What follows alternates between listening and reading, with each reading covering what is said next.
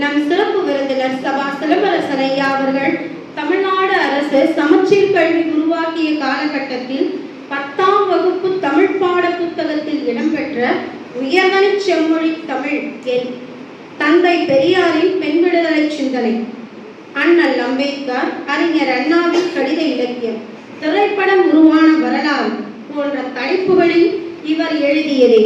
மேலும் தற்போது நடைமுறையில் உள்ள மேல்நிலை 1ஆம் ஆண்டு சிறப்பு தமிழில் பேச்சுக்கலை என்ற தலைப்பில் இவர் எழுதிய கட்டுரை இடம்பெற்றுள்ளது.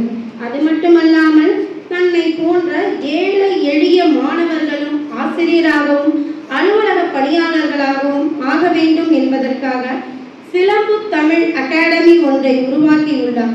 இப்பொழுது 80க்கும் மேற்பட்ட மாணவர்கள் பயின்று முதுகலை ஆசிரியராகவும் பட்டதாரி ஆசிரியராகவும் அரசு அலுவலக ஊழியர்களாகவும் இன்று அரசு துறையில் செயல்பட்டு வருகின்றனர்.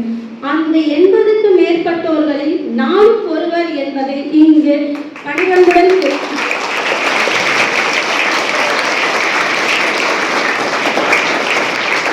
வானம் வசப்படும் என்ற தலைப்பில் நம் சிறப்பு விருந்தினர் சபா சிலம்பரசன் ஐயா அவர்களை சிறப்புரையாற்ற இங்கு வரவேற்கிறேன்.